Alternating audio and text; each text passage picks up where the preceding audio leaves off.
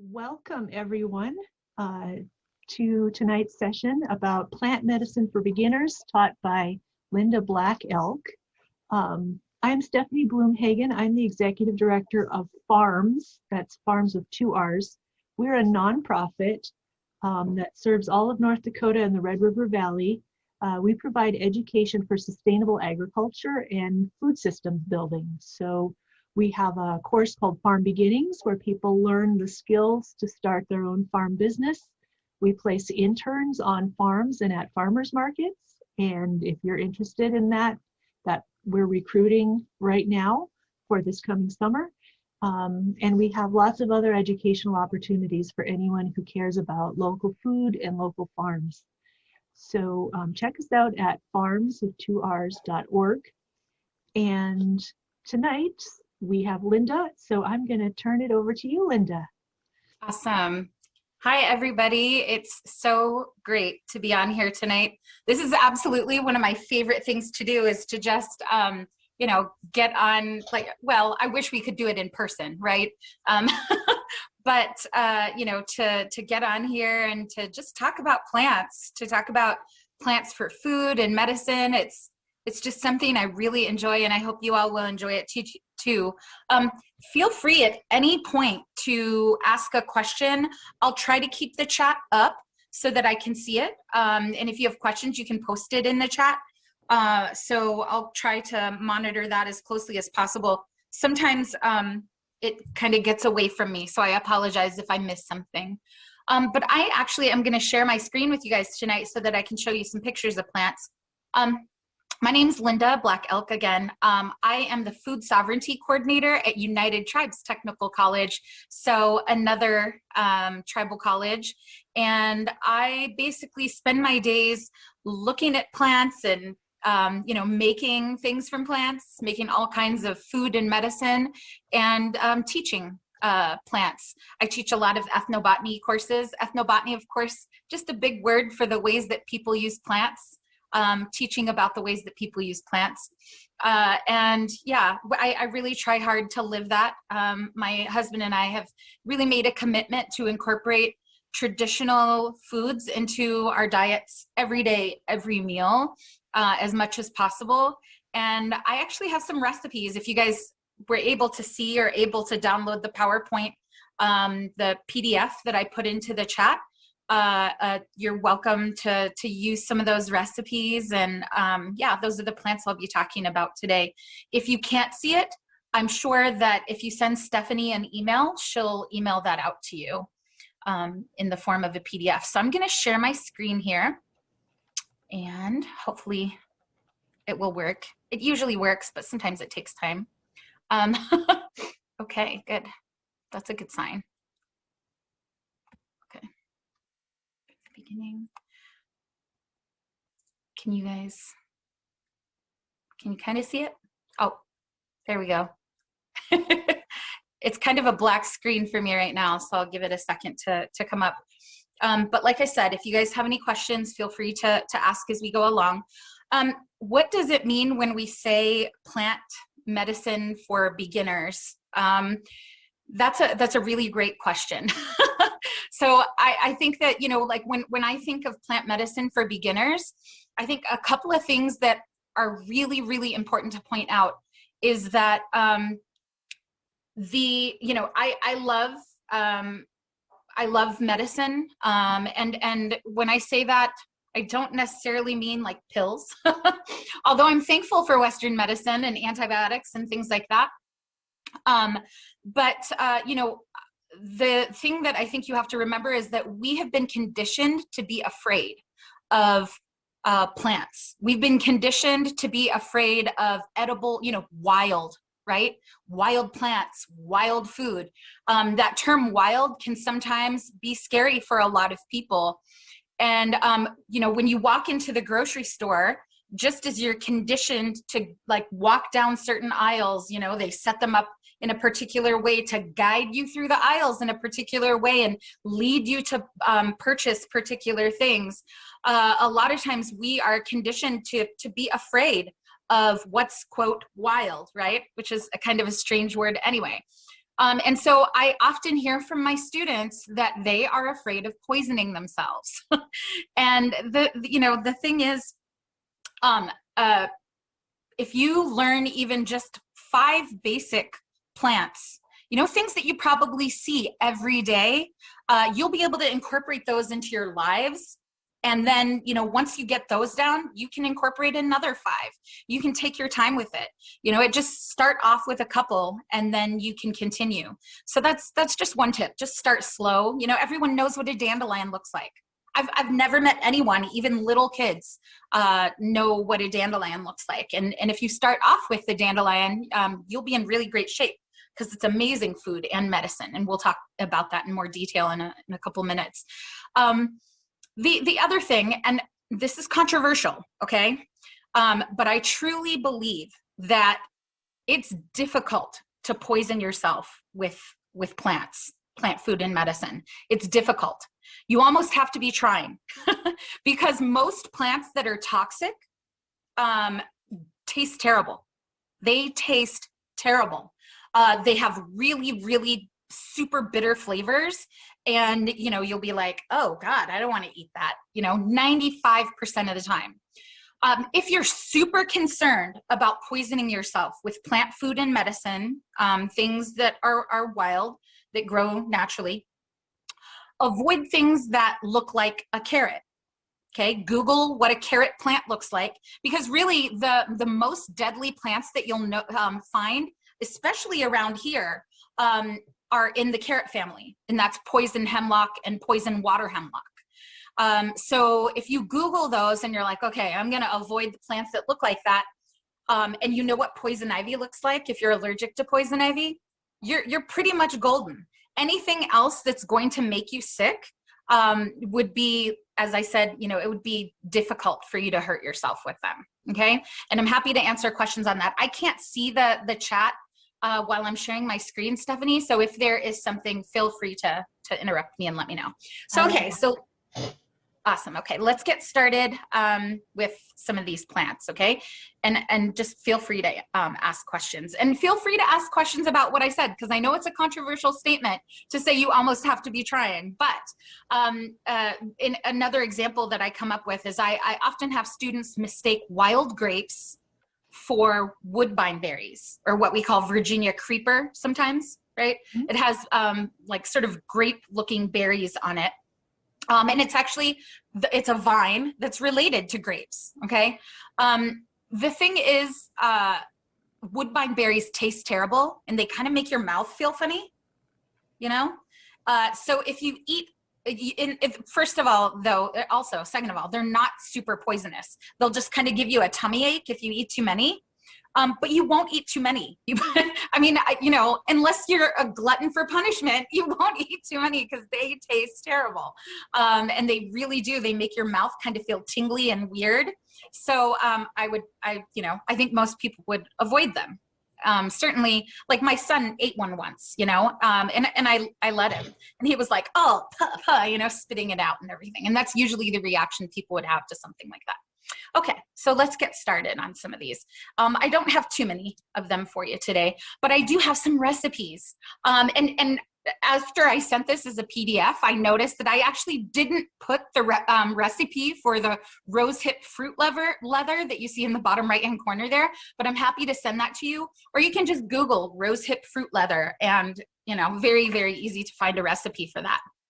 So I used Lakota, Dakota names in this presentation. I know that there are many people from other tribes who are probably participating, but I'm actually in Oceti Shakoni territory right now, and this is actually Mandan Hidatsa Arikara territory as well, but I don't know all of those names for these plants, so I'm using the Lakota and Dakota names.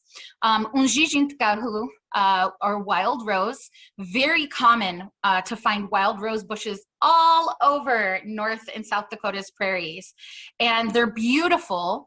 I love wild roses. one thing I really love about them, if you're into native landscaping, you can actually dig up a very small rose bush and transplant it into your yard.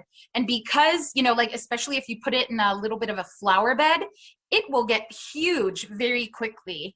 We've transplanted many wild roses, and it's so nice to have them in your yard and have them around so that you can use them for food and medicine. You know, you can just walk right out your door anytime you want and use them for food and medicine.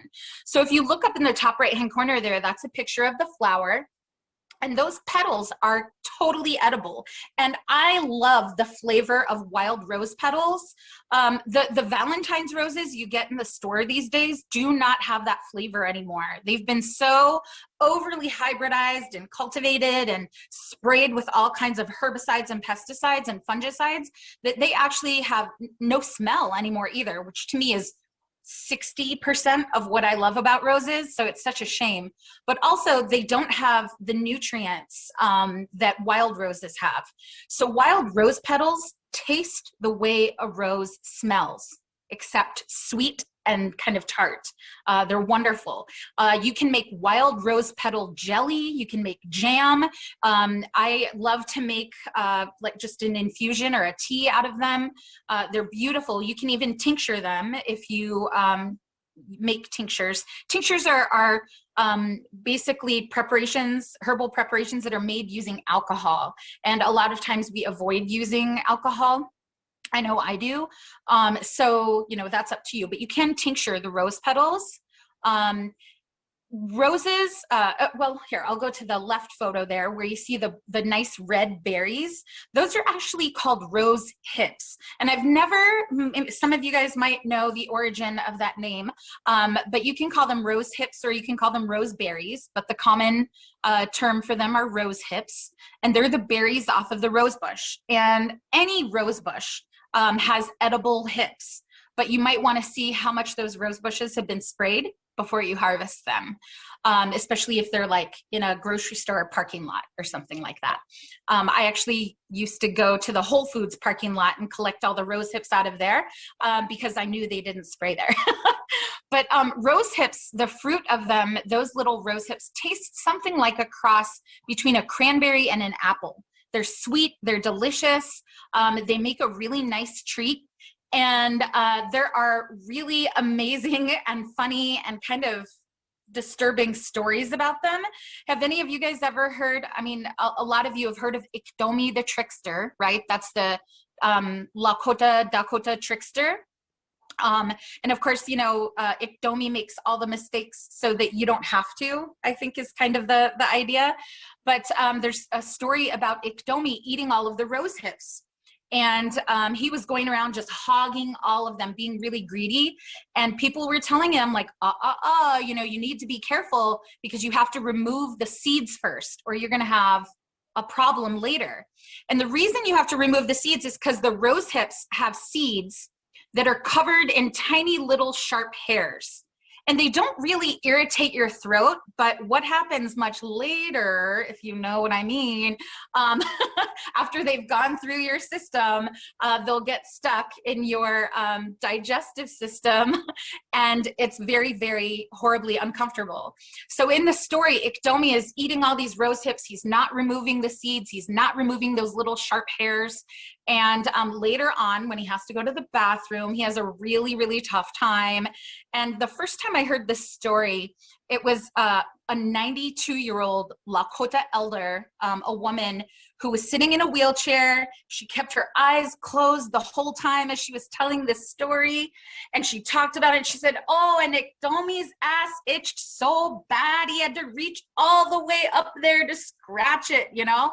And I was at once horrified, but at the same time, I've never forgotten it, you know? And if you tell that story to someone and you talk about it like that, they'll probably never forget. And I certainly never eat too many rose hips without removing the seeds first. So it's a good lesson. And actually, it's funny because the name of that story, if you look it up, is Ikedomi and the Itchy Ass Berries. So make sure to remove the seeds.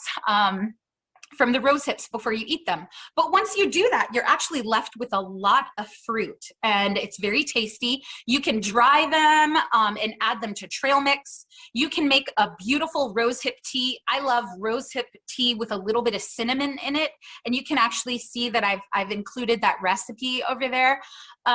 If you don't like to make tinctures, which of course use alcohol, you can make beautiful oxymels. And oxymel is basically just a tincture that's made with vinegar and honey.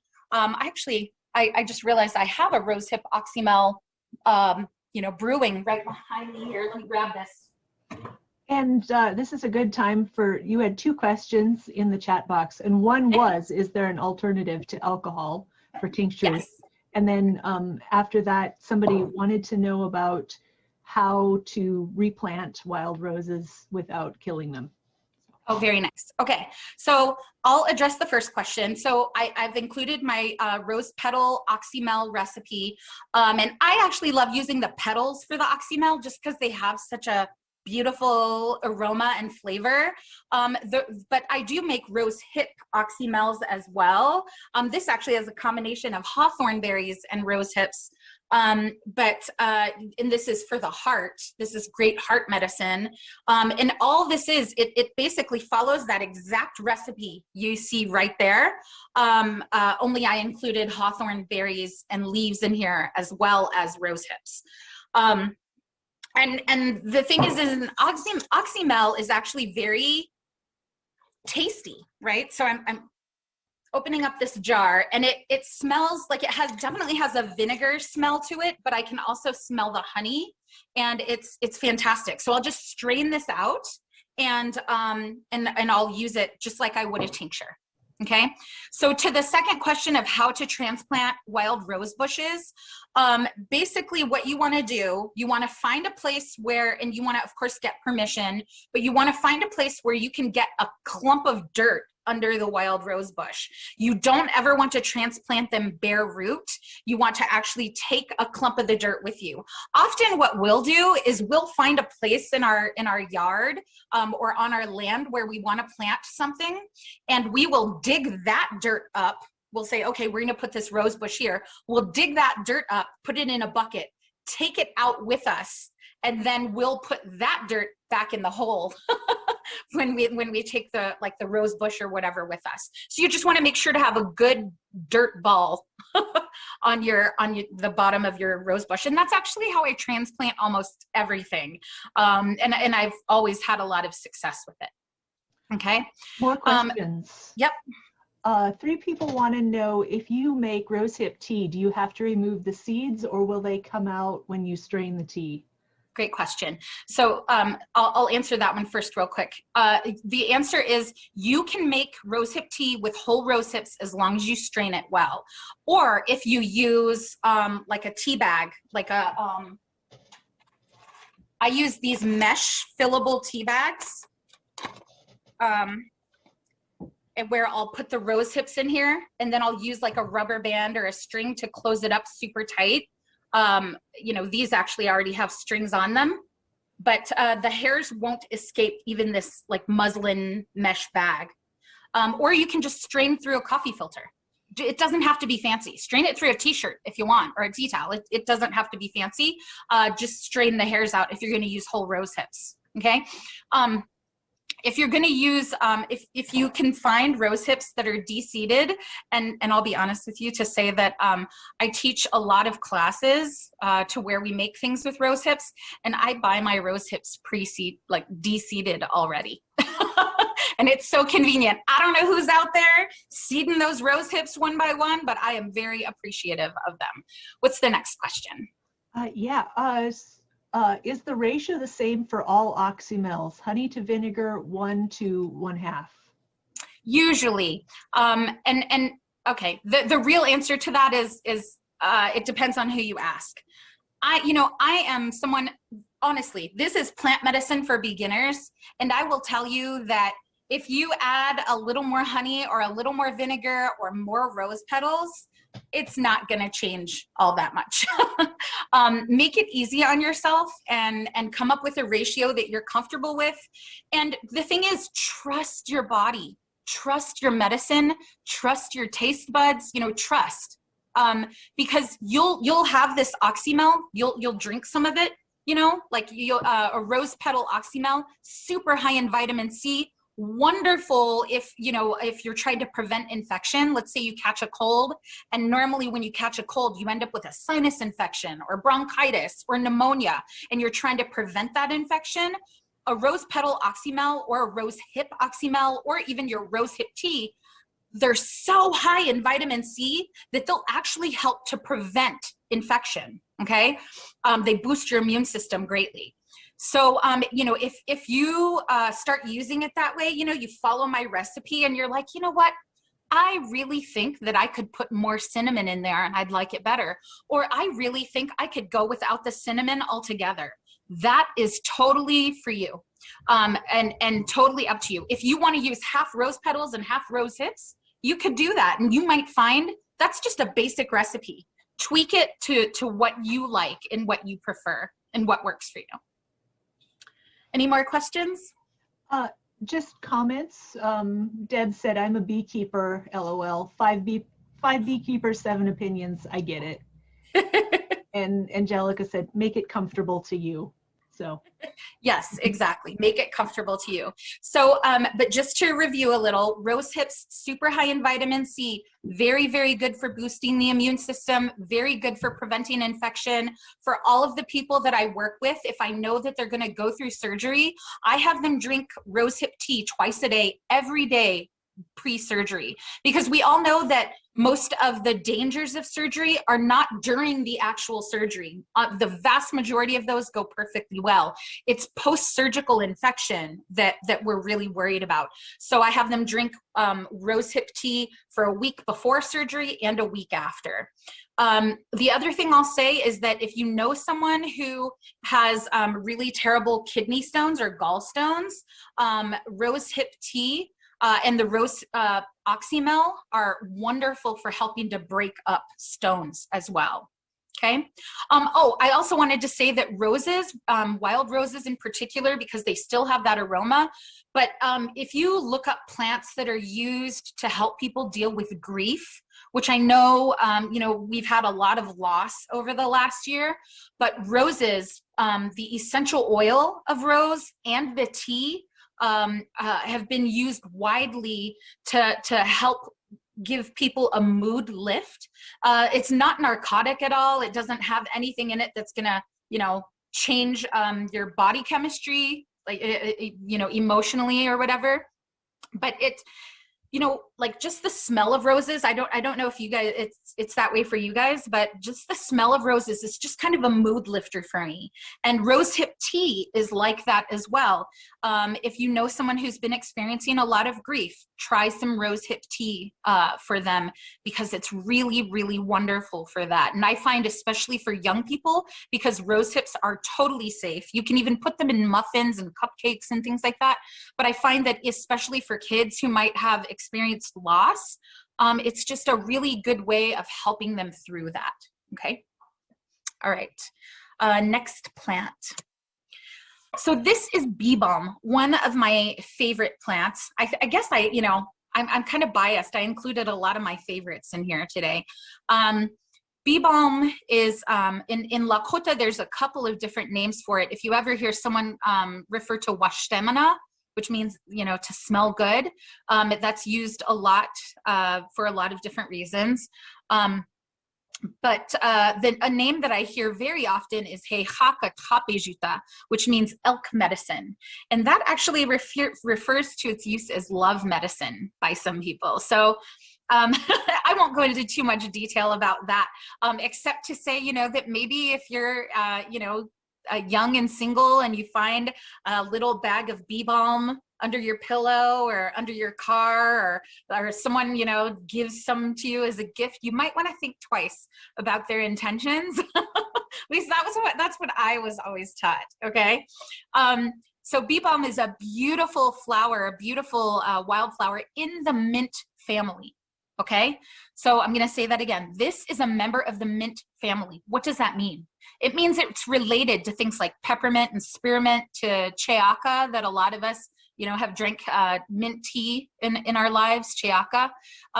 This is another type of mint, really, but it smells kind of different, right? To me, again, I wish we were all in person, because I would have you guys all rub the leaves and smell them. And then I'd say, okay, what does it smell like to you? And I would hear all of these things, like a lot of people say, oh, it kind of smells like mint. And a lot of people say it smells like pizza sauce. It reminds me of pizza sauce. And that's because it smells a lot like oregano. And then what I bring up is, oh, does anyone think it smells like Listerine? And everyone's like, that's what it smells like. And that's because it really does. If you rub the leaves, it smells like Listerine. And it actually has the same oil, this wild bergamot. That's another English name for this plant. People call it horse mint. People call it bee balm. People call it wild bergamot. But that wild bergamot oil is actually used in Listerine. And so it smells very similar and tastes very similar too. Kind of has if you chew on a bee balm leaf, it kind of has a hot, like a spiciness almost to it. But it's an amazing, amazing antimicrobial medicine. And what do I mean when I say that? I mean that it kills bacteria and it destroys viruses. Are any of you guys future science teachers out there? I don't know, but or maybe you're homeschooling and you want a fun activity to do with your kids. You can actually buy Petri dishes that are pre-filled with like gel. We call it agar. And you can have your kids take a Q-tip and wipe the inside of their mouths with the Q-tip, and then inoculate the Petri dish. And then you, of course, let all the crazy, gross stuff grow in the Petri dish that was in your child's mouth. It's a great way to encourage them not to be kissing anyone. But then what you can do is you can actually take some bee balm leaves and put them in the center of the Petri dish, and you'll see over a period of 24 hours that bee balm kills everything. I mean, just kills a bunch of the stuff in the dishes. It's absolutely amazing. We use it a lot for diabetic ulcers. You know how people who are diabetic lack circulation, and oftentimes that causes a lot of infection. People, if you know someone who has a wound and it's healing very slowly, and you're like, why isn't that wound healing? It could often be because they lack circulation in that area. And so one of the ways that you can improve circulation is by with a hot water bottle or a hot poultice, and by using bee balm. Bee balm actually helps to prevent infection. So we use it as a poultice. That means you crush up the plant and you put it directly on the wound, or you boil it down. Like there's a bee balm soak there. And that's wonderful for infected wounds and boils and, cuts and scrapes or anything, even for pink eye. It's wonderful. You can put that over the eyes and it really helps to relieve the swelling and the infection. And then, it's also, as with most wonderful medicines, this is also a wonderful food. We actually use this as wild oregano. A lot of my friends in the Southwest actually call this wild oregano instead of bee balm or horse mint or wild bergamot. And so they'll use it in all of their tomato sauces and even in their salsas and, in all of their like pozole and things like that. And so I included a recipe for an infused vinegar.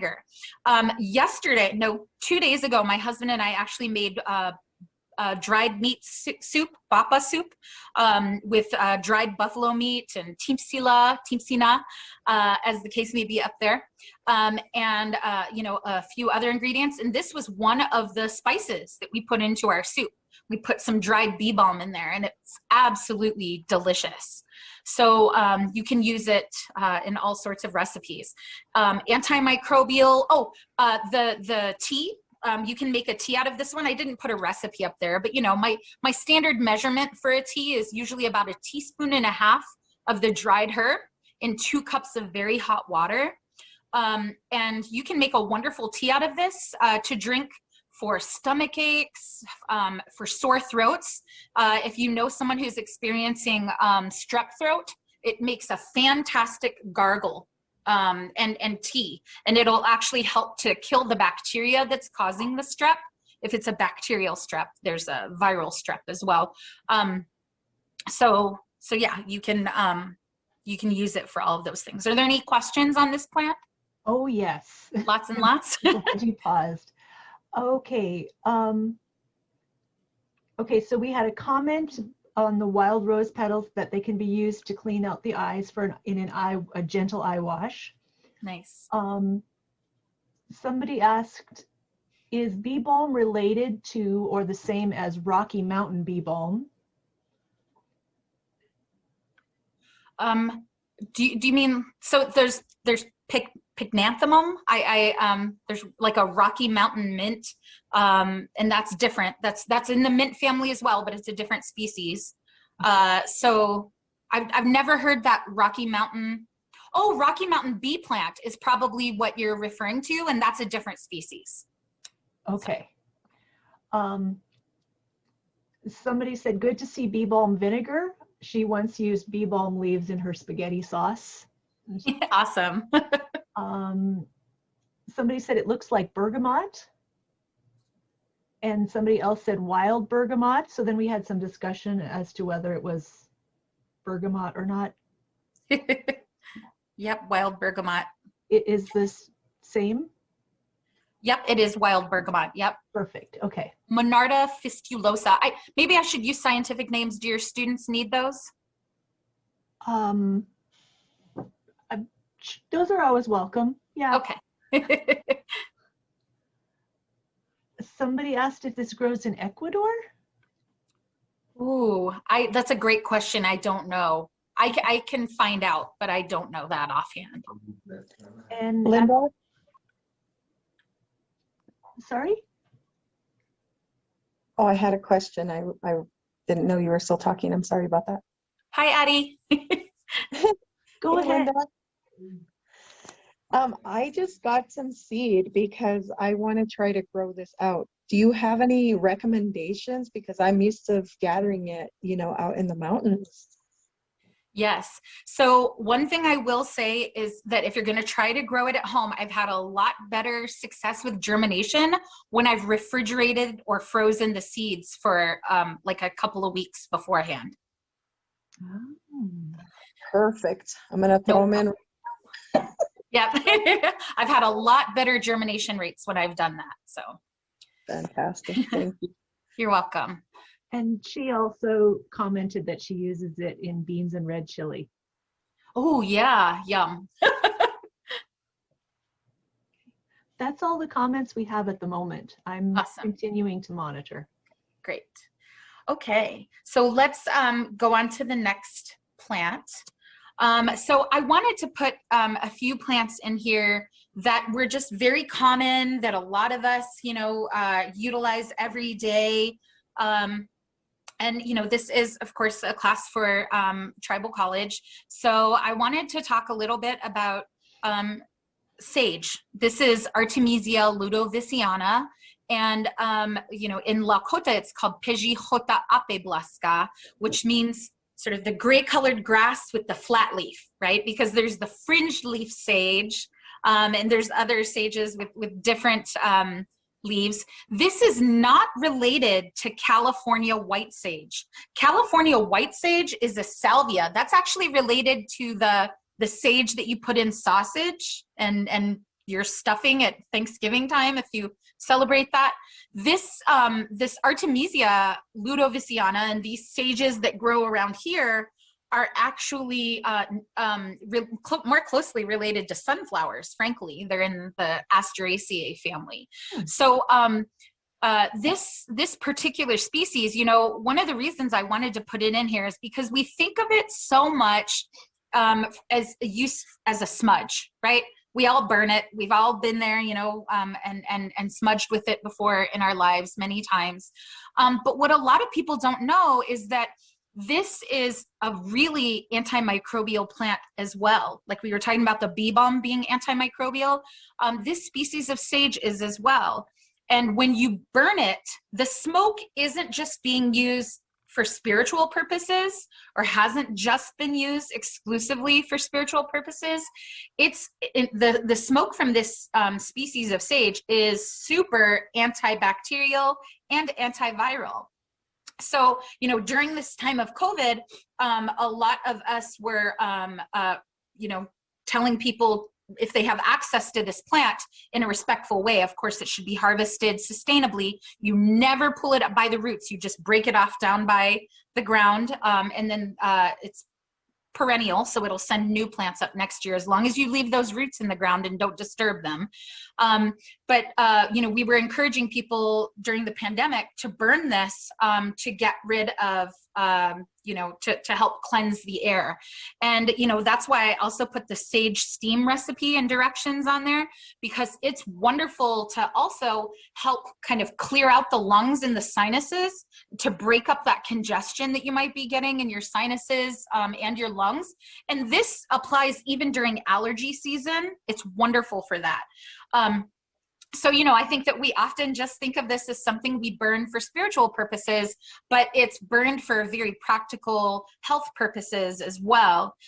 So I really recommend it for that. The other thing is, I think no one cooks with this anymore, but we love to put a sprig of sage in with our buffalo roast. We love to put, some sage in with our, like if we make a turkey, roast a turkey, we stuff it with a couple sprigs of sage, gives it a beautiful flavor. You can cook with this species of sage. The other thing is the tea, like sage tea is vermicidal. What's vermicidal? That means it kills worms. So if you happen to be a rancher or you love to ride horse, you have horses and they, or, even if you have dogs or cats and they end up with worms, you can actually feed them a really strong sage tea and it will help to kill and expel the worms. So it's, very useful for that. So it's just a really useful medicine with a multitude of uses. And I just wanted to point that one out. Now, I will say, because I still meet a lot of people who confuse this with sagebrush, right? Sagebrush is a shrub. It has woody stems and it's a bush, it's a shrub, right? Look at that photo on the far right and the photo on the far left. This species of sage grows as individual stems, individual plants, okay? And that's really, one big identification characteristic for it. Any questions on this one? Yes. First of all, could you repeat the name Artemisia? What was the second part? Mm-hmm. Ludo, Ludo, Viciana, Viciana. Doviciana. Okay. Yes. And now I want to say a word, because I normally only talk about this plant in classes like where everyone is indigenous, and that's not to say, like, there are a lot of people who say you don't have to say this, but I'm going to say it. This plant is easily over harvested. And so I want to provide alternatives. If you don't have access to this plant, don't buy it from like American Outfitters and some of those other crazy, stores that exploit plants and exploit indigenous people and their plants. I will tell you, dried rosemary burned is just as antimicrobial as this species of sage. So if you live somewhere where you don't have access to this sage, you can actually burn rosemary. Oregano is another one, dried and burned, beautifully antimicrobial as a smoke, okay? Even some people will burn the culinary sage as well. Yes. So you said it's, there's not a lot of it. So we also had two questions about cultivating it. One person asked about tips for growing by seed, and another person has befriended one that was given as a gift and is growing in her front yard in a vast pot. Don't worry. Are there any care recommendations? Yeah. So, you know, the thing is I just broadcast seed this. Like I've never, basically what I'll do is if I'm trying to grow this species of sage from seed, I'll just kind of rake the area to give a little bit of, you know, like a little bit of microclimate for the seeds to fall in. And then I just spread the seeds out. It's kind of, once you start it, it will spread pretty readily in most areas. I remember like when I was really little, my dad was burning sage. And so here's, you know, prairie plants are conditioned by fire, right? They've evolved under fire pressure and grazing pressure. Right? So fire pressure from prairie fires, grazing pressure from all these grazing animals, especially bison. Okay. So they like that. They love it. And so I remember when I was really little, I was like 7 years old, my dad was burning sage in a shell, and, you know, there was some leftover. I knew that there were some seeds in there because he had some flowering tops that had burned as well. And I thought to myself, I was a scientist very early on. I thought to myself, I wonder if those will grow after they've been burned. And so I planted them in my parents' yard, just kind of threw them out into a flower bed that I kind of fiddled around with my fingers. I was only 7, you know, threw them in there, and that sage is still growing in my parents' yard. I don't want to say how many years later and give that away, but a long time ago. So it's, you know, pretty easy to grow, but it does actually like a little bit of heat because it's evolved under that pressure. And fall or spring seeding? I usually do that in the fall. Okay. Usually. And then there was a question earlier that I missed, and this is similar to sage. Are you going to talk about wormwood tonight? I don't have it on my presentation, but let me just talk about that for a second. So wormwood is, so this is Artemisia ludoviciana, as I said, right? So this plant's sibling, known as wormwood, Artemisia absinthium, okay, is actually not a native plant. It was brought over from Europe. And it's become what a lot of ecologists in the Dakotas call an invasive plant, okay? It is very much an aggressive, kind of an aggressive plant, right? If it gets into a disturbed area, it will grow. One thing is wormwood is beautifully medicinal, and you can Google it, and so you can see what it looks like. It does look, if you look at the leaves of this species right here on the screen, and then you compare that to wormwood, they look very different. But they do both have that silvery, sagey color, right? But wormwood is a wonderful medicine. And, you know, it's, I think one of the reasons, and I don't know if this was, you know, the intent of the person who asked the question, but it's actually still being investigated as a medicine to fight COVID. It was considered, you know, during the middle, like around July or August, it was considered one of the most promising herbal medicines in the fight against COVID, because and actually a species of Artemisia was used in Madagascar, and they claim that that's what, I haven't seen the data, which is why I say they claim, but they claim that sage was what got them through the pandemic. So a lot of interesting, you know, wormwood is a wonderful medicine in general, but it is very antiviral. Okay, any other questions? Should I go on with the next one?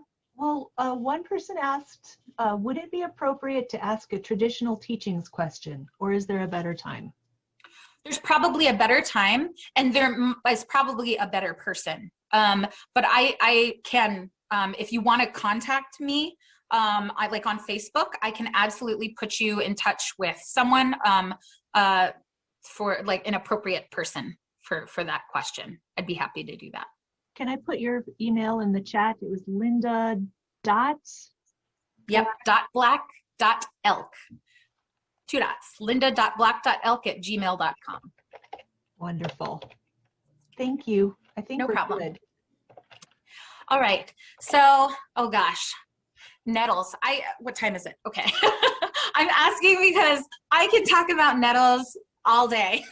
They're one of my most favorite plants. And just such a multitude of uses. I get asked all the time, if you could only take one plant to the moon with you, what would it be? And it would absolutely be nettles. Like if I could only take one plant with me somewhere, it would be nettles, just because it's so, so useful. And I included my favorite recipe for nettle pesto. I should have grabbed a jar out of my freezer. I put it in little 4-ounce jars, jelly jars, and I just put it in my freezer. I have probably, maybe 4 jars left, running out, but that's okay, because in another couple weeks, the nettles they'll look like the top photo. Do you see that top one with the really young nettles there? In a couple weeks, they'll be looking that way. I know I have a friend who's a herbalist in Washington State, and she was picking nettles 2 weeks ago. So jealous. And then as they get older, they look like the plant on the bottom right. Now, if you've never come in contact with stinging nettles, and some people haven't, right? There's 74 people on here. So, not everyone has come into contact with nettles. They are aptly named, right? They're called stinging nettles for a reason. So if you look at it very closely, can you guys see my pointer arrow, Stephanie? Yes. Okay, so if you look where my pointer arrow is down here, can you see those little hairs growing all over the stem? Those little hairs are covered with some compounds that if you rub up against the plant, they'll actually get into your skin and they'll cause some irritation, stinging, right? Some people around here, I've heard it called burnweed before, because it kind of feels like, ooh, what on earth did I run into, kind of thing, right? But I will say that we were taught, my husband and I talk about this all the time, and we were both taught that you should let the plant sting you. Because if you do that, you'll never end up with arthritis. So we pick the nettles barehanded. I see you wincing, Stephanie. I did a lot of sports when I was younger. I Netflix and chill way too much for that now, but I still have bad knees from when I was younger. And so whenever I have my knees start hurting, I will put on a pair of shorts and I will go walk through a nettle patch or run through a nettle patch, and I will let it just whip my knees all the hell. Because it's so amazingly anti-inflammatory. Those, the compounds that are on those stinging hairs are powerfully anti-inflammatory. Now, what does that mean, right? We know what inflammation is, right? That's sort of like a swelling. And if you have arthritis, that when you get arthritis or rheumatoid arthritis in your hands, knees, other joints, they swell, right? They get inflamed. And the compounds, the medicinal compounds in nettles are anti-inflammatory. That means they relieve the inflammation and bring the swelling down. Okay. So, when in my early 20s, I had a horrible pinched nerve in my back. And no matter what I did, no matter how many chiropractors I went to, no matter what I did, I could not get that nerve unpinched in my early 20s. And you guys, it was so bad. Can you imagine being in your early 20s and, being pretty physically active?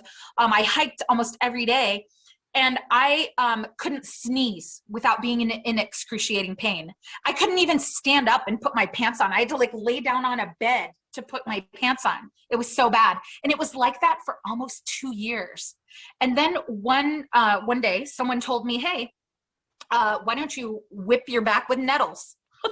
And I thought they were, crazy. And I had been eating nettles my whole life, but I'd never thought about doing a whipping treatment on my back, even though I knew, hey, pick them with no gloves. They're anti-inflammatory. You won't get arthritis. I actually never thought about the fact that a pinched nerve is caused by inflammation and swelling around that nerve. And when I whipped my back with it got rid of that inflammation and released the nerve. And I never had a problem with my back since, except for now I'm getting old and I have those problems, but So, you know, it's just an amazing plant. And as some of you guys might know, Florice White Bull, I talk about her all the time. She took my ethnobotany class many years ago, had horrible back pain could barely sleep from it for years, did one whipping treatment on her back with fresh nettles. And she had like the first good night's sleep that night that she had ever had. It changed her life. So, you know, I always get permission from students to like tell those stories, but they're important. So nettles, of course, like I said, stinging, right? But with any really strong crushing, juicing, if you dry it, if you cook it, you know, crush it, all the stinging effect goes away.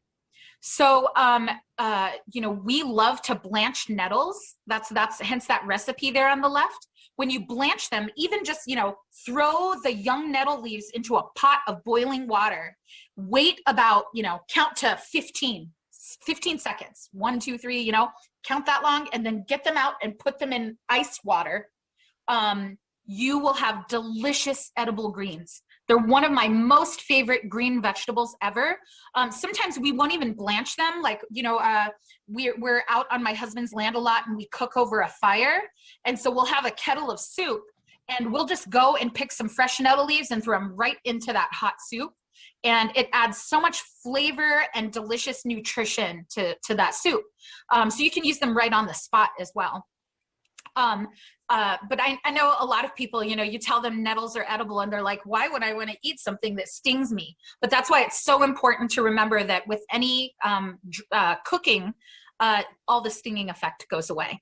The reason I say to use young nettle leaves or the leaves toward the top, so like if you look at my little pointing arrow again, you know, like the leaves toward the top of the plant, is because they do, these older leaves down toward the bottom do develop a lot of silica, and some people just don't want that going through their system. So, you know, I like to use the young tender leaves or the young new growth, maybe after the deer have eaten them, things like that.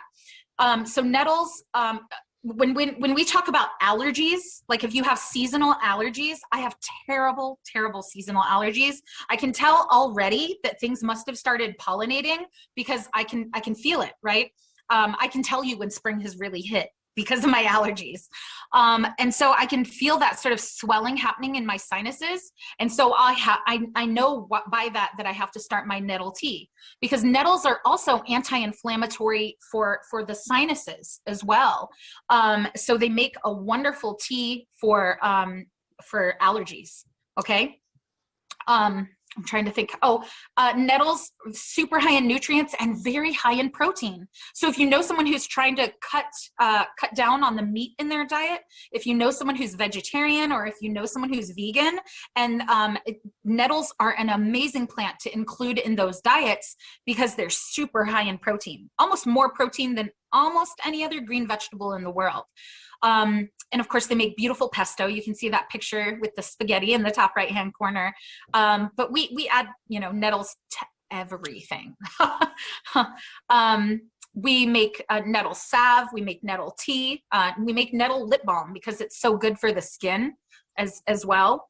Nettle also makes an amazing hair wash, and it's used to help regrow hair, to sort of stimulate those hair follicles. I've always wondered about this because I actually heard an elder say that people who started to lose their hair would take fresh nettles and sting their scalp. I imagine that would hurt quite a bit, but maybe, you know, maybe that would work. I've never tried it personally, but I do, I make a nettle hair wash with rosemary and yucca and a few other things, and it's amazing. One of my friends, after she had her 4th child, her hair started to get really thin, and she made that hair wash, and it was crazy to actually see because in a few weeks she had all this fuzz, you know, in her scalp. And so it's really helped her to regrow her hair back. Nettles are fantastic that way. Any questions? I wanted to say one last thing.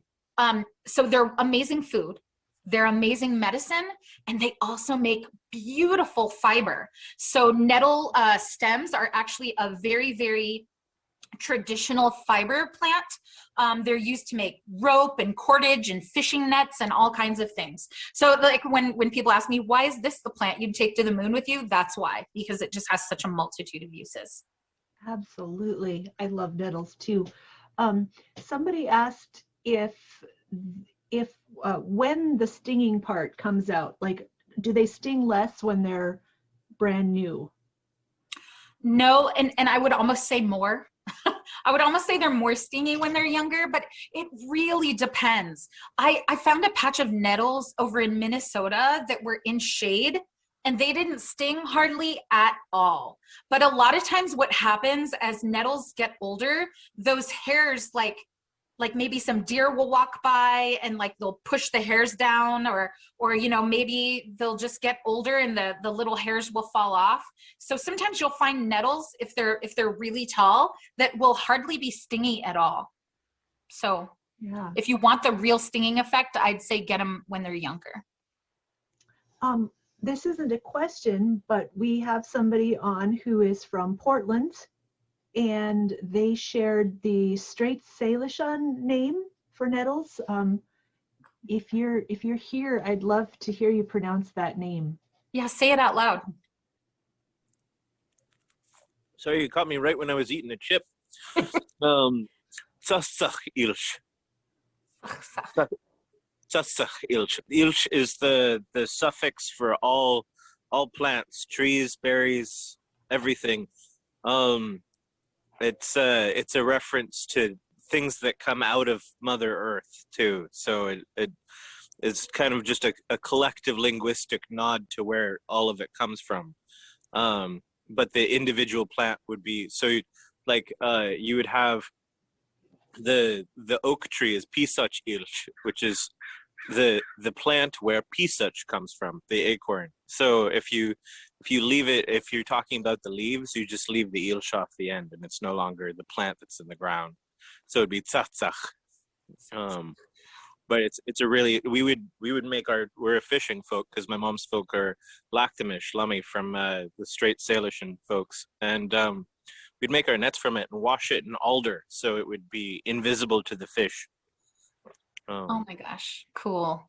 That's so amazing. Can I ask you what, do you mind sharing, or is there a way to translate what the name refers to?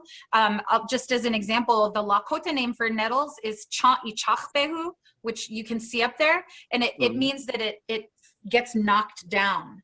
And I've always wondered about why it's called that. I don't know if it's because after it dries up, the stems will just sort of lay over. But yeah, does the name, can you translate that?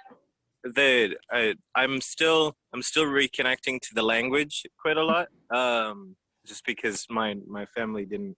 My grandmother was raised to not be proud, but I've heard like a mosquito bite and a bee sting get referred to as tzach. So the tzach, the sting plant. It may have more names. A lot of the plants have multiple names that describe what they can do. Yep. So if I were to guess to the etymology, I would guess that it's the sting plant. That's cool. Thank you so much for sharing. I really appreciate that. Thank you so much for your presentation. Thanks. It's funny because I have also often wondered if the Cha'Ichachbehu refers to, like, if you get stung by this, it'll kind of knock you down, kind of thing. So that makes a lot of sense. Thank you. Of course. Are there any other questions, Stephanie? Karen Bell asked if you could share a recipe for the nettle hair rinse. Yep. I can. I will have to. Yep, I definitely can, and I will find it and either post it in the chat, or if I'm not able to do that before we're done for the night, I will put it in the comments below the recording on the page. So this is being shared and live streamed on the Changadeska Chicana Community College page, the Little Hoop Community College. And I don't think it is. Oh, it's not being live streamed on Farms. Oh, on Farms, FARRMS. Okay. Yep. And we are at farms.nd on Facebook. Okay. All right. Awesome. Well, I will share it there then. Perfect. Okay. Otherwise, it was comments about nettles. Somebody said her husband cured his allergies by taking nettle tincture daily for 18 months, and he whips his arthritic shoulder when it acts up. Miracle plant. Yes. Your friend Addie said, Linda, so you like nettles or what? I know. Katie Mullen said they're good in scrambled eggs. Yes, they are. And then several people just were very grateful for the information. So you and it's absolutely one wonderful thing to keep around are dried and frozen nettle leaves. I always say be prepared, like know how to dry everything, know how to process everything without the use of electricity, because I'm kind of one of those paranoid people who believe that we could come to a day when we won't have access to electricity all the time. So I use a lot of dried nettles. But if you have access to a good freezer, freeze a few gallon bags of nettles every year. There's tons of it. It can be harvested sustainably. Again, this is another plant. Don't pull it up by the roots. Just cut it down by the ground, or pick the leaves off individually.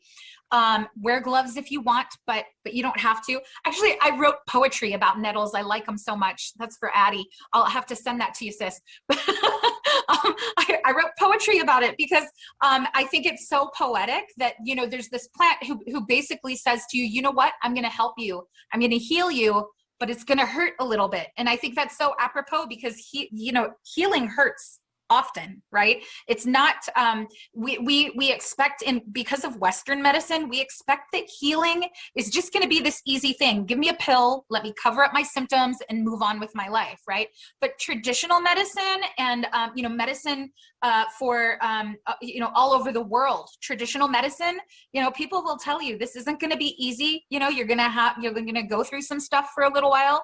But in the end, we're not just covering up symptoms, we're actually helping to heal you. And so I really feel like nettles have that sort of, they give you that message like, okay, I'm going to help you, but it's going to hurt a little. So, okay.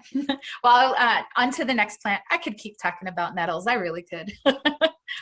Okay. All right. Another one of my favorite plants. I think it's so hilarious how hilarious, but also sad, how dandelions have been so maligned by Western culture, right? I have made my neighbor, I never give her name. She still loves me, but I have made her famous because I'm so dismayed by her. She has her own herbicide backpack. So she has this like tank on a backpack that she fills with Roundup and like runs around her yard, walks around her yard, spraying all the dandelions in her yard with this thing that she actually owns and keeps in her garage all the time. I just can't imagine buying one of those and owning it, needing that so much. But like her dogs and her kids run around at her feet while she's spraying the yard with Roundup. And I'm just like, oh my God. But that's not the worst part. The worst part is that then she travels up to Bismarck, North Dakota to the Walmart to buy organic dandelion root tea. Right? Isn't that just crazy? I just think that the mentality behind like why it's okay to do that is so crazy. Dandelion is a fantastic plant, and the entire plant is medicinal. The entire plant is edible, and I love having it in my yard, and I refuse to spray them. And no matter how mad that makes my neighbors, it's great for bees, it's great for people. And so I really encourage you all, just let your yard become a beautiful yellow dandelion field. And we'll all be happier people for it. Dandelion, I'll start with the flower. So first of all, those two pictures on the right, those aren't my photos, but I've made both of these recipes. Those are dandelion flower shortbread cookies, and they are the bomb. Dandelion flowers have a flavor, just the yellow part. The green part gets kind of bitter, but the yellow part tastes like honey. It actually just has a beautiful honey flavor. Dandelion flowers are one of my favorite trail foods. So as I'm walking, I'll just pick dandelion flowers and eat them right there on the trail. Little tiny bugs and all. Good protein. But dandelion flowers make beautiful cookies, and they have a great flavor. I even make instead of zucchini bread, I'll put half zucchini and half dandelion flowers in there because I love the sweetness and the bright yellow color that it gives. You can see those cookies are gorgeous. But also the dandelion flower fritters that you see on the bottom right-hand side, those are fried, that particular plate, those were fried in vegetable oil. I fried mine in bacon grease, and I'm not ashamed to say it, and they are delicious. It's just dandelion flowers dipped in a tiny bit of like cornmeal batter, or if you don't want to use cornmeal batter, you don't have to, but I love it with a little bit of cornmeal, and then fried in some oil or bacon grease, as the case may be, and they're fantastic. And they're beautiful as well. They make a beautiful little side dish. They taste great. I also freeze dandelion flowers when they're at their brightest yellow color. And then in the middle of winter, when things get cold and dark and gray, like they were a few weeks ago when it was like -40, I love to bring the frozen dandelion flowers out and make a tea out of them. It tastes like honey. I add a little bit of honey or maple syrup to it, but it becomes this beautiful yellow color, and it feels like summer. So we love to do that. The dandelion stems are edible. I remember the first time I ate a bunch of dandelion stems was when I was actually in college, and one of my professors made what he calls dandelion spaghetti. And he took a bunch of dandelion stems, mixed them half and half with regular spaghetti noodles, and of course cooked them.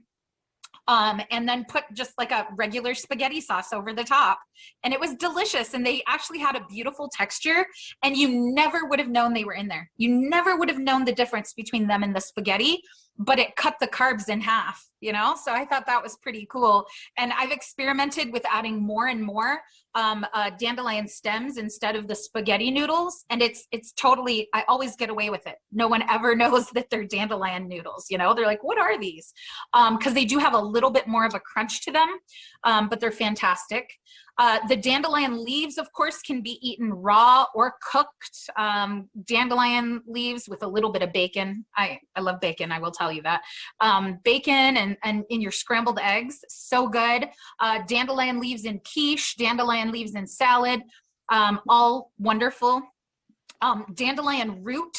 I don't have a picture of the roots here, but dandelion roots kind of look like a small white carrot a little bit. They are a taproot. I put them in soup. I put them in stew. I put them in all kinds of, I love them like in a clear broth soup. They have kind of a bitter flavor, but that's important because that bitter flavor is really where the medicine is at. Really, I want you guys to think just for a second. I ask you, think about the last time you ate something that wasn't either sweet or salty. Like really. And that doesn't count if you took vegetables and dipped them in ranch dressing, because the ranch dressing is both sweet and salty. But so maybe some of you guys had some raw vegetables today and you didn't put like a sweet or salty dressing on the top of them. We have conditioned ourselves to believe that everything we eat has to be either sweet or salty. It's just the way our palates have been conditioned and colonized. And that goes for everyone. We've forgotten about the deliciousness and the value of bitter flavors, and things that are kind of bitter are actually are beautiful notes in the foods that we eat. And I feel like dandelion is a really great example of that, because they're so yummy. If you want your nice crunchy what's that lettuce called, that round lettuce, iceberg lettuce, that's fine. In our family we call it crunchy water because there's no nutritional value to iceberg lettuce. It's basically just crunchy water, and that's fine. Some people really like that crunch. But go ahead and have your kids go out and harvest a few handfuls of dandelion greens and add them to your iceberg lettuce salad. It'll increase the nutrition of that salad by a lot. And no one will really know what's in there because you have the crunchy wateriness of the iceberg lettuce kind of covering everything up. And you probably put, you know, ranch dressing or something on top of there anyway. And you know, you can't taste anything once you've put ranch dressing on something. So it doesn't matter. I take sixth graders, like middle schoolers, out a lot, and we harvest dandelion greens. And they get very nervous to eat them, you know, and they're like, ew. And I'll say, what do you mean, ew? You know, but you wouldn't hesitate if I took a plastic bag of pre-cut salad mix, poured it into a bowl, and put ranch dressing on top. You wouldn't hesitate to eat that. And you know, it's amazing to ask middle schoolers to think about why. Why do they trust that bag, that plastic bag of pre-cut salad, more than they trust beautiful fresh dandelion greens that we gently washed, you know, but that they harvested themselves, right? You get really, really interesting answers. They think that somehow, you know, this goes back to what I said at the very beginning when I said we've been conditioned to be scared of things that grow wild. I always put that in quotes, you know, because is it really wild? But, you know, I ask those kids all the time, and they say that they think it's dirty. And so then, of course, I have to ask them, you know, who cut up all that lettuce? You know, what kind of factory? How clean was that factory where that bagged lettuce was cut up, you know? Or how do you know the guy who was packing the lettuce into the bags, how do you know he washed his hands after he went to the bathroom? You just don't know. So, you know, it's interesting to talk to kids about all that stuff. So I talked about all the parts, and the root actually, incidentally, if you've never had dandelion root coffee before, which is slow roasted dandelion roots that are roasted until they're like really dark, chocolatey looking and caramelized. If you've never had that, you're missing out, because dandelion root coffee tastes like a cross between chocolate and caramel coffee. It's absolutely fantastically delicious, especially with those cookies in the top right-hand corner. But all that is to say, dandelions are amazing food. And I haven't even gotten to the medicine, you guys. At the University of Windsor up in Canada, they did a fantastic study called the dandelion root study, in which they used just plain dandelion root to treat multiple kinds of cancer. And you guys, they were successful. I remember talking to the doctor on the study, and you know, I was asking him about how they were doing it. I told this story recently, so I'm sorry if it's a repeat for some of you guys, but I talked to the lead physician on the study, and he said, you know how sometimes some physicians and scientists have to make things sound really difficult? He said, oh yes. He said, you know, it's actually a really complex process, what we're doing. He said, we make an aqueous extract of the dandelion root. Dandelion radix, he called it. Dandelion radix just means root, right? An aqueous extract. Okay, I want you guys to think about that just for a second. Aqueous, water, right? Extract, it's tea. So I was like, so you're making dandelion root tea? And he was like, yes. Right? So that's all they were doing. They were powdering it. But I will tell you, you know, they were using it to treat different types of cancer very successfully. They were able to shrink tumors. They were actually able to make some tumors completely disappear. And those who they didn't see a change in tumor size, they were actually able to handle chemotherapy much better when drinking the tea. So it's just a fantastic plant if you know someone who might be undergoing chemo or who might have been diagnosed with different types of cancer. And you can look up that study, but it's amazing. But I will give you a little tip. He did say that one of the important things is that they would powder the dandelion root, and they would make sure that the patient drank the powder. So there's a lot of plants, and I've come to realize this more as I've gotten older. You know how we want to make tea all the time, and we want to strain all the plants out so that we don't actually eat them? With a lot of plants, including dandelion, that's not a good thing. You actually want to take the plant into your body. So don't strain it out. You want to drink the powder, no matter how bitter or gritty or whatever it is. Not only is dandelion root being used to treat cancer, but there's numerous studies about, that show that dandelion root tea will actually help to stabilize blood sugar for people who are diabetic. So it's wonderful, wonderful for diabetes as well. Not only that, why was my neighbor going, you know, heading up to Bismarck to buy organic dandelion root tea? Because she actually had fatty liver disease. And dandelion, when you look at a dandelion, you can actually think liver medicine. Okay, because dandelions are incredible, incredible liver medicine. And you know, there's numerous studies to support that.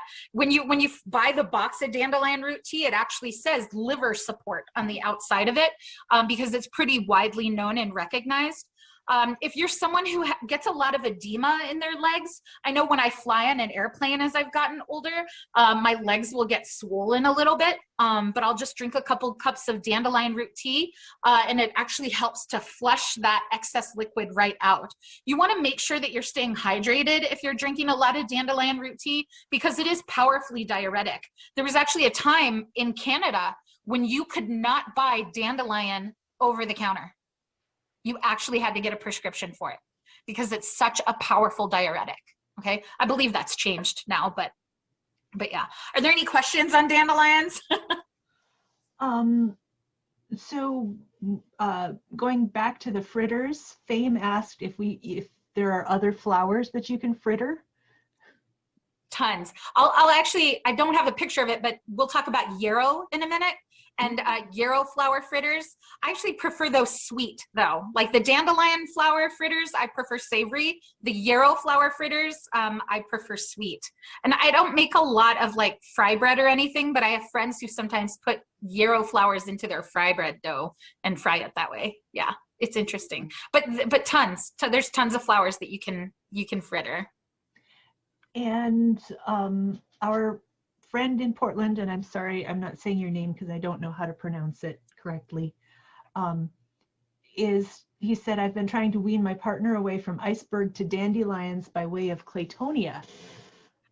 Beautiful. Yeah, I love claytonia. And I love all the plants in that family. You know, some of them have a peppery bite and some of them are kind of bitter, but you know, I think the key to really, in my opinion, just in my experience, the key to introducing these foods, these plants as foods to people, is by making it familiar. So like when I make dandelion salad for 6th graders, I pull my trusty bottle of ranch dressing out of my pocket. And then they're like, oh, it's just salad, you know? And then by the end of that class, the whole bowl of dandelion leaves is gone, you know? And a lot of the kids are asking for more. Interesting fact, I read a paper recently that said when you crave things like Coca-Cola, do you guys ever crave a Coke? You know, you've cut soda out of your life for a lot of years and you're like, okay, but then you're like, one day, you know, you're eating pizza or something, you're like, I'm craving a Coke. This paper posits the idea that you're not actually craving Coca-Cola, you're craving bitter greens, because a lot of the things that are used to flavor Coca-Cola give our palate the same satisfaction as bitter greens, which of course used to be a really like vitally important part of our diet, and we've moved away from that a lot. So just as a try it next time you're craving a Coke, eat some dandelion greens and let me know how it goes for you. I linked to that study in the chat. I went and found it, uwindsor.ca/dandelion root project. Awesome. Yeah. Thank you. And Katie Mullen wants to know if all parts are good for the liver or just the root. So all parts are good for the liver. All parts are great for the pancreas and help to stabilize blood sugar. All parts of the plant. Most of those medicinal compounds, though, are concentrated in the roots, but there's medicine in the entire plant. So, and I had an elder who, the root was actually too strong for him. He was diabetic, and it lowered his blood sugar too much to drink the dandelion root tea. So he actually just switched to using the dandelion leaves in his salad. And I'll tell you guys, he actually went off of insulin. You know, like that was like 12 years ago. He's been off of insulin. So, you know, dandelions, and I mean, you know, of course he made other changes in his life too, but he incorporates dandelion in some form of life every day. And Lola Agard has found Hi, a Lola. great way to do that. She adds dandelion root to the coffee at work. Everyone in the office who drinks coffee knows the first pot of coffee in the morning has dandelion root in it. When she first decided to do this, she told them all, and they were thrilled that they would be drinking dandelion root once a day, and they really look forward to making sure they get a cup of dandelion root coffee in the morning. So Lola is one of my mentors. She has goats and rabbits and geese and turkeys and everything, and like massively huge, amazing gardens. She knows about traditional medicine. Like, she's just absolutely incredible. So that's awesome, Lola. I love gently introducing people to medicinal plants like that. Like saying, hey, I'm gonna put some dandelion root coffee into the coffee pot every morning, and this will be great for you guys. That's how we change people's lives. So awesome. Okay. Do you roast the roots for tea or dry them? So if I'm just making dandelion root tea, I just dry them, and it depends. So there are some studies that claim, and I don't believe this is true because I've tried it, but there are some studies that claim that the dandelion root will lose some of its medicinal value for liver when you roast it for too long. I've never found that, and I've actually bought. There's a beautiful dandelion coffee called Dandy Blend, and I've actually recommended that to people, and that's also helped them with liver function and stabilizing blood sugar and things like that. So if you're not someone, I always encourage people to get out there and get to know the plants and actually come in contact with them and pray with them and sing to them, whatever protocols were put in place by your ancestors, make your offerings and stuff. But if you, just don't have a place where you can access dandelions, clean dandelions, you can buy like dandelion root tea and dandelion root coffee online or in stores. And that Dandy Blend is really, really tasty. And chicory is a close relative, right? And that's It is easy to grow. Yep. Yeah. Chicory, of course, is more east, and it has similar medicinal value, but not as strong. Chicory is more mild, but yeah, very tasty as well. So, okay, I'm gonna go on to the next plant if that's okay. Perfect. All right. Oh, so we were just talking about yarrow and yarrow flower fritters. Yeah, you can take these cool little white flowers and you can either pull them off by the stem and do the same thing, dip them in the same batter and then fry them and eat them savory. But I will tell you that I really like them sweet. And so what we will often do is take the flowers, dip them in the batter, cornmeal batter, whatever kind of batter you want. And then we'll top them with powdered sugar. Really, really good. They have a very interesting flavor. If you've ever smelled yarrow or eaten it, like there's really no way to describe it. It's not minty, really. Although it might be reminiscent of that in some way. And some people call it like sort of a minty, musky kind of smell, maybe. But yeah, it has a really, really interesting smell. The leaves, as you can kind of see in this photo, have a sort of a feathery look to them. I'll get with you in just 1 second, Linda. I'm so glad to see you here. So they have sort of a feathery look to them, and that's one way to identify them. The Lakota name Ta'opi Pejuta is wound medicine, and that refers to the use of yarrow in treating wounds. It will actually, you can crush up the leaves and put it on an open wound, and it will instantly stop the bleeding. And one story I've told 1,000 times is that, I was with some cousins, we were fixing fence in a buffalo pasture, and one of them cut his leg. He had to dive through the fence. I won't tell the whole story. To escape a bison bull, he had to dive through the barbed wire fence. And I don't know what he was thinking, but that day, who mends fence in a pair of basketball shorts? But he was in a pair of basketball shorts, and his leg, from the hip all the way down to his knee, got cut 1/4 inch deep, and it was gushing blood. We, just immediately without thinking, because yarrow grows so commonly on the prairie, I just started gathering a bunch of those yarrow leaves and crushing them up, and I was stuffing them into his mouth and telling him, chew these up and then put them on your wound, because no one wants you to chew stuff up with your saliva and then put it on their open wound. So I was having him chew it up and put it onto his wound, and it was crazy because every spot along his cut, every spot where we put the yarrow, it instantly stopped the bleeding. It's absolutely an amazing, powerful blood coagulant. And so, you know, it's used for wound healing often. I go to a lot of protests and things like that, I guess I should say, and people end up with a lot of like little cuts and scrapes and things like that. So I carry wound powder around with me, and yarrow is powdered yarrow leaves is one of the primary ingredients in my wound powder. Again, because it's a powerful blood coagulant.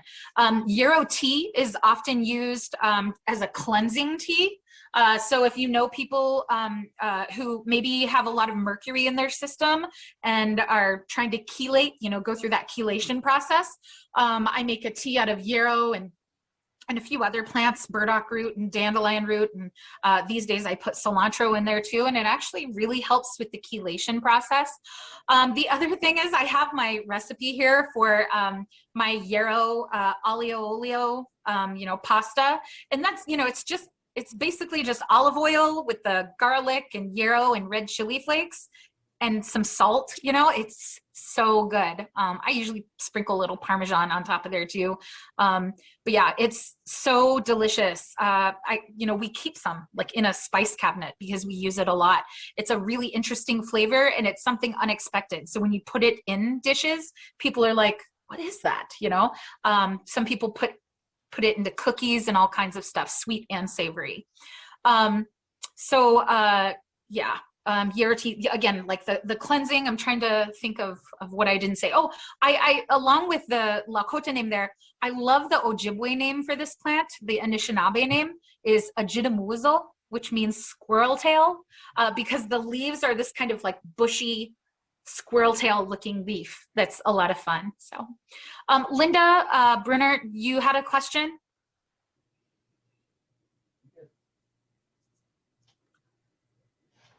Maybe. Linda, are you there still? We'll come back to you. Are there any other questions, Stephanie? Oh, Linda can't hear. Oh. Linda, I think that you might have to try adjusting the audio settings. Okay, she's reconnecting. I think she'll figure it out. Okay. Sarah asked, can we have the, I assume, recipe for the yarrow healing powder? Oh yeah, for the wound powder. Yep. Again, that's another one. You know, I'll just put it right into the comments on the Farms Facebook page, FARRMS Facebook page. I'll put it right into the comments for you guys. So the wound powder and the hair rinse. Okay. And then, is yarrow another plant fond of quote unquote grazing? In other words, my scissors. Mine is crispy from the snows. Yeah, so you know, yes it is. And actually sometimes like in buffalo pastures, this is an interesting plant. So the park rangers in Yellowstone National Park noticed one year that the bison had sort of an illness that wasn't identified. So the bison all started to eat all the yarrow. And the park rangers in Yellowstone actually documented this through photos, through video, things like that. But as these bison would fall ill, they noticed that they started eating yarrow.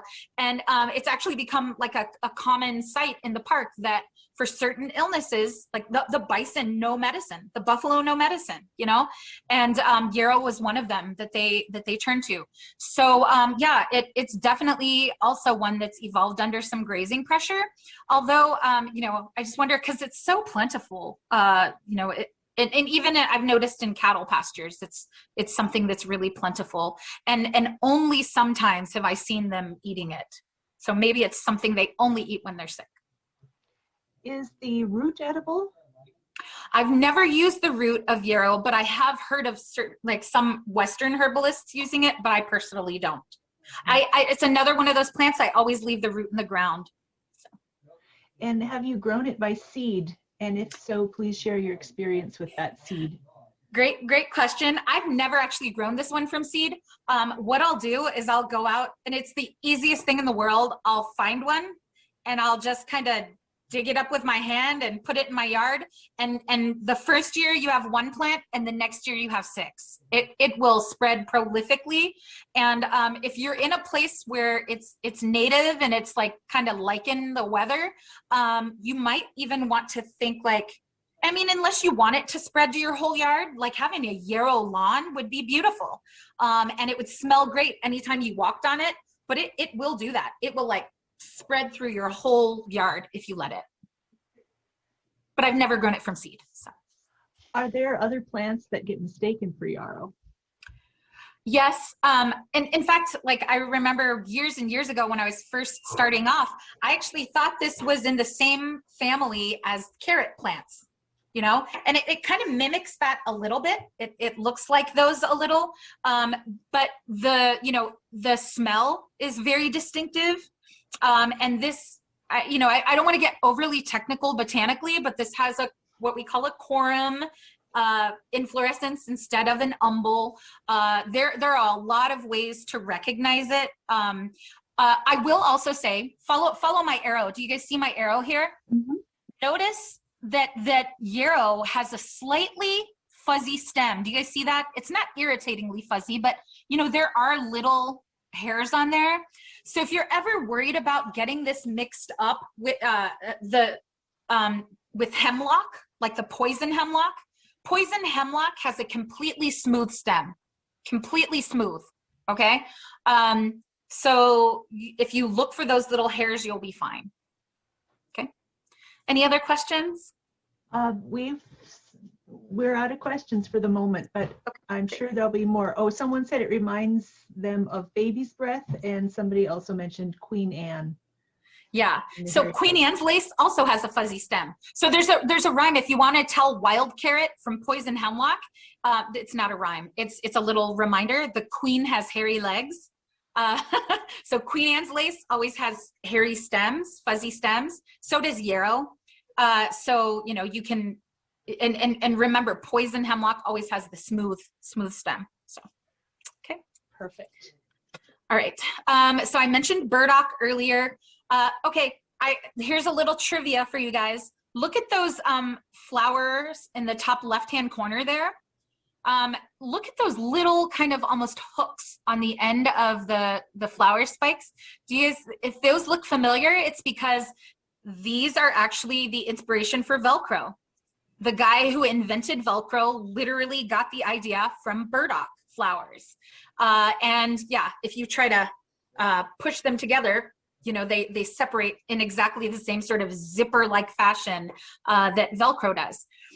You might recognize this plant if you are in Minnesota and Wisconsin, places like that. It actually grows to like dinosaur proportions. The leaves get massively huge. I've seen 5-foot leaves on burdock plants out there. It's amazing. Here in the Dakotas, it's not quite as large, but the leaves can get to like a foot and a half long. I use the leaves, I use the root, all kinds of things. I use the leaves to make salves, to make balms. They are amazing for things like eczema and psoriasis. You can use the leaves or the root. It's up to you and what you have. But I love, the root is huge and tough to dig up. So if I'm just making a salve for someone who has eczema or psoriasis, I'll just go out and collect a bunch of those leaves. By the way, the Lakota name Wachbet Chanka means the big leaf. So, but yeah, so I love to use those leaves for external purposes. Any sort of itchy, dry rash, like eczema or psoriasis, where the skin gets dry and flaky, burdock salve is fantastic for. I had a friend who had psoriasis on her feet for most of her life. I think she's in her 30s when I met her, and she had psoriasis on her feet. And it was so irritating. She could never wear sandals, things like that. And I gave her some burdock salve and it cleared it up in 3 days. 3 days, and she just makes it and uses it and it works great for her. Burdock root is very medicinal, also has the medicine in there as well.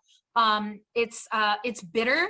So burdock is widely known as like a blood cleanser. So if you know someone with a blood infection or something that's gone systemic, like when I get poison ivy, I don't just get poison ivy that's localized to one spot on my body. I get poison ivy, like if I touch a poison ivy leaf on my arm, I'll end up with poison ivy all over my body, okay? And so if I drink burdock tea, burdock root tea, it actually really helps to sort of flush my system. And like you'll pee a lot, but as long as you're drinking a lot of fresh water, you'll be okay. And it really helps to get rid of that systemic poison ivy or other systemic issues as well. So burdock's wonderful for that. And I'm trying to think, so that dish in the top right-hand photo there, that's thinly sliced burdock root. It's a very famous and common dish in parts of Asia, including Korea. And it's delicious. It's a really nice combination of like sweet and bitter and just a little bit of spice. And so it goes great with rice and things like that. So the whole plant is edible, but it is incredibly bitter. And I'm telling you guys to appreciate bitter flavors, but like the leaves are so bitter that sometimes I'll take a bite of one just to kind of get those bitter flavors going in my body, but it's tough. It's really, really tough to stomach that too much. But, oh my gosh. So follow my arrow here, you guys. You guys see me here? So notice this flowering stalk here. At the base of this flowering stalk, right where it comes out of the ground, it's a big, thick stalk, okay? And that flowering stalk at the base is delicious and not even remotely bitter. It has the flavor of like a really good potato, but it's not overly starchy. And I mean, it's kind of crunchy. It reminds me kind of a broccoli stem, but with no bitterness. And you can use that in like all kinds. You can fry it up like you'd make fried potatoes in the morning, and it'd be like carb-free mashed potatoes. It's so good. So burdock stems, delicious. Burdock root, delicious as long as it's prepared properly. The whole plant, medicinal, great blood cleanser, but also great for skin issues. Yeah, any questions on this one? Yes. Is the salve safe for kids? My niece has skin problems and she's 4.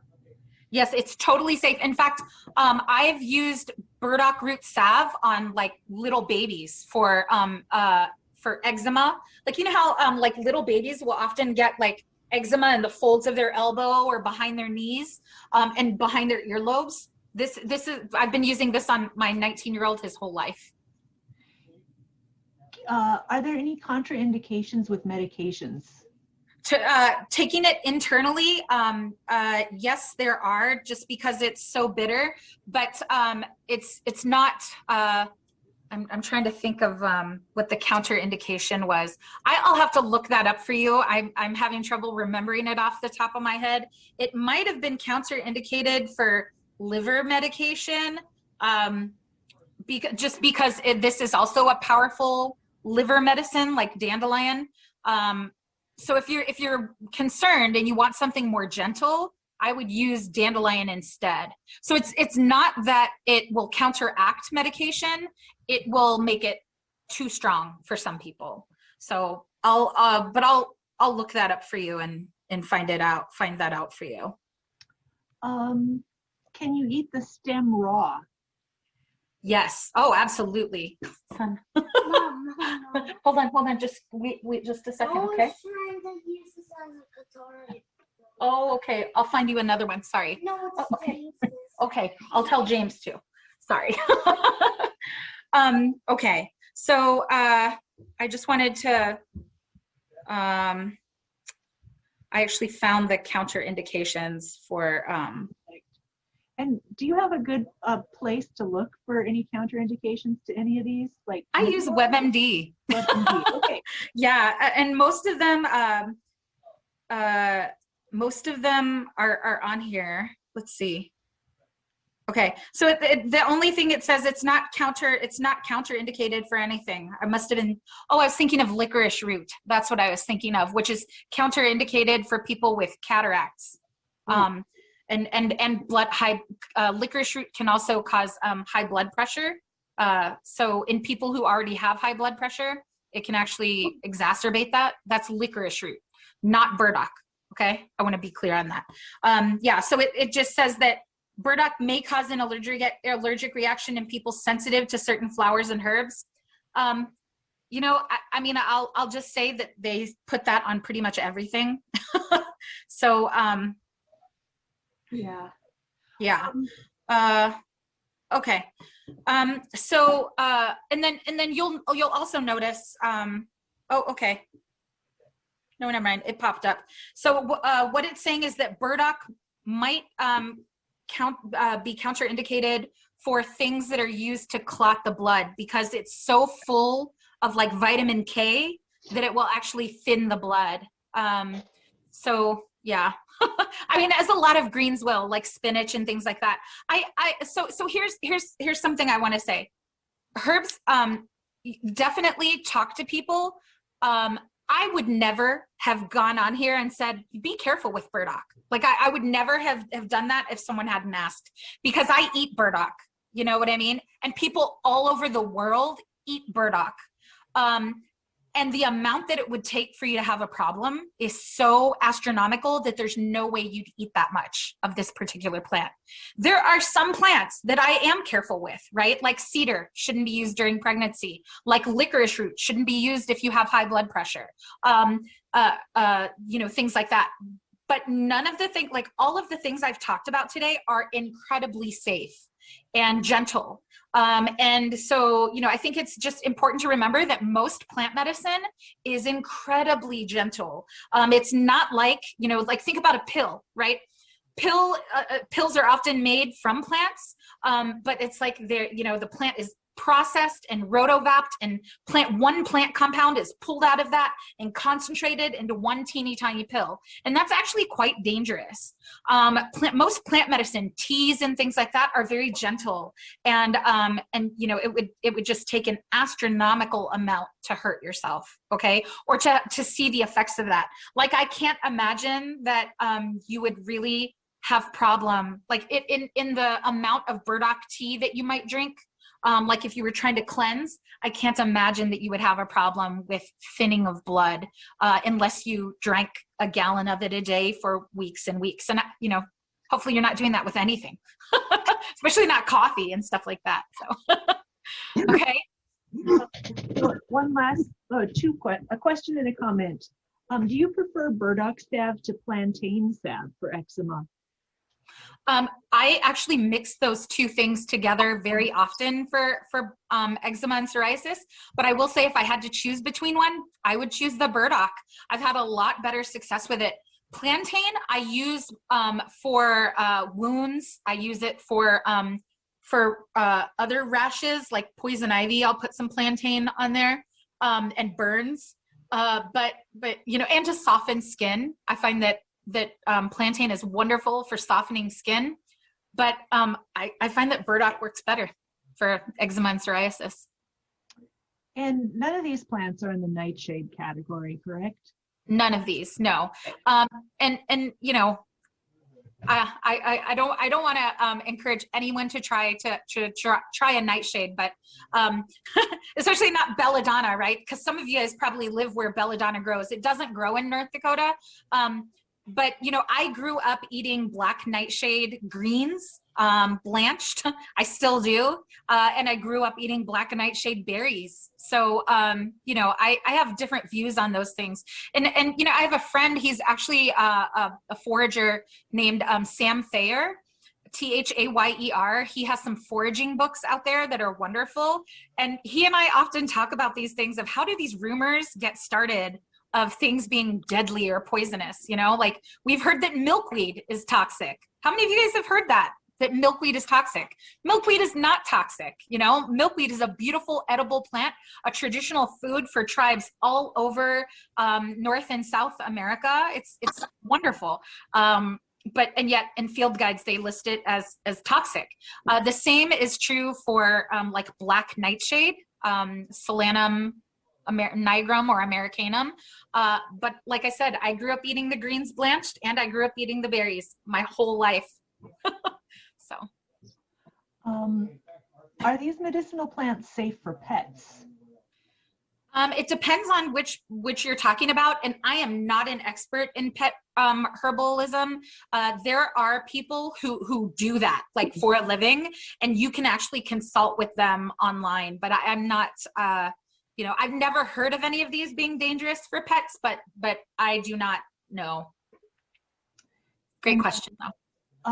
How are black nightshade berries? What do they, I suppose, what do they taste like? They taste like a cross between a blackberry and a tomato. They're delicious.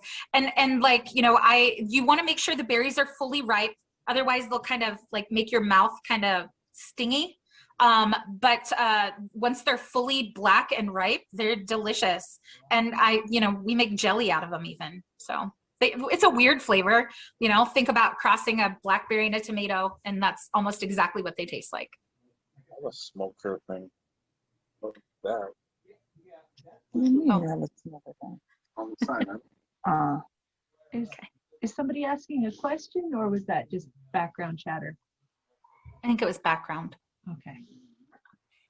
If anyone has a question, you can definitely like raise your hand or whatever. So, okay. Is that my last bit? Oh no. Okay. Just, I'm almost done here. Let me get through these real quick. See, we didn't think we'd have enough time, and now we thought we'd have way too much time, and that I'd be getting ready, done a half hour ago. So I'm sure some of you guys have to go. So I'll let you go in just a second. I just wanted to say that we think of choke cherries as being food, but choke cherries make my absolute favorite cough medicine. If you've never tried it before, there's the recipe that I use. It is unbelievable. I even use it for, you know, I have a 5-year-old. You could see him here a few minutes ago. And he grew up with choke cherry cough syrup, specifically for coughs. And you don't want to chew on choke cherry bark, like just off the tree, because there are cyanogenic compounds, cyanide-like compounds in choke cherry pits and bark. But once cooked, you get rid of the cyanide, and it makes an amazing lung medicine. So great for coughs, but also wonderful lung support. I'm asthmatic, so you know, I'm probably in the right field, but I have asthma, allergies, all kinds of stuff. So, but the choke cherry syrup actually also, like if my lungs start to feel irritated, or like I'm starting to get wheezy, it actually helps to open my lungs up as well. Okay. And they make great jam and jelly and syrup and all that stuff. It's delicious. Okay. And then I want to get through, the last, I believe this is the last one. Maybe it is. Purple coneflower. I probably got a little too excited when I was making this PowerPoint. But I wanted to give you guys the recipe for my echinacea throat spray. So if you ever get a sore throat, you know, maybe you are a powwow singer, maybe you sing at ceremonies or something like that. This throat spray is fantastic at extending your voice and helping you sing for a longer period of time. So if you sing for a drum or something like that, this is the stuff. It is fantastic. I actually make this as a gift and give it to the singers at Sundance or, you know, powwow, wherever. And they always contact me asking for more of it because it's so wonderful. Of course, some people call this numb root. Do you say root or root, by the way? I say root, but around here they say root. So some people call it numb root because it makes your mouth kind of numb when you chew on the root. You chew on it and it kind of makes your mouth like, you know, you start talking like this a little bit and you start salivating. So it's kind of fun to give to kids, you know, see what they do with it. But it's amazing medicine for sore throats and toothaches. It is also another antimicrobial plant. The seeds, you can see that you can see why it's called coneflower, right? That beautiful cone up at the top. This is a very powerful immune system booster. So if you have a weakened immune system for whatever reason, you can drink echinacea tea. You can chew on echinacea root, although that's pretty potent, and it will numb your mouth. But I love drinking echinacea tea. And sometimes if I, can feel a cold coming on, I'll drink echinacea tea all day long, and then I'll never get sick. Like I'll never actually catch the cold. That first sign, how do you know you're getting sick? What's your first sign? My first sign is that my shoulders start to get sore. Isn't that a weird one? But that's how I know, is that I start to feel soreness in my shoulders. So I'll immediately start drinking echinacea tea. Mm-hmm. Okay, that's it. That's all I have for you guys. I know that was a lot of information. I really appreciate you guys. Appreciate you being here. Appreciate you visiting with me. The PowerPoint is available as a PDF so that you guys have access to those recipes. Yeah, thank you so much, and I hope you guys enjoyed it. Can we do a few more questions? Absolutely. Somebody wanted to know if you can use other parts of the echinacea plant besides the root. I think you did talk about that a bit, but. Yep, you can use, I actually have a bag of the flowers behind me, because when the flowers are at their height of blooming, when the petals are beautifully purple and like that pinkish purple color, I will actually cut some of the flowers off instead of using the root, because it's a perennial. So if you leave the root in the ground, it'll keep coming back. So a nice way to save those is to take some of the flowers every once in a while. And then, maybe in the fall, after it's already gone to seed, take some of the roots. Often if you take the flower, it will actually send up another flowering stem that same season. So it's a good sustainable way to use that medicine. Book recommendations. Gosh, that's a toughie. I do not, I'll just say it. I don't believe that learning plant medicine from a book is the best way to learn it. I have lots of friends, and I love some of their books. Rosemary Gladstar has some books out there. Addie, are you still on? Do you have a book that you love, or by a herbalist plant medicine book? Follow Seven Song on Facebook. He's wonderful and shares lots of recipes and information. Yeah, I mean, I usually kind of go through some of the older books, but I don't have one off the top of my head right now. Sorry. No, it's okay. There are there's plant uses by Indians along the Missouri River, and there's all sorts of stuff like that. But a lot of times there's good information in them, but I just never know where the author was coming from, so I'm cautious about that. Mm-hmm.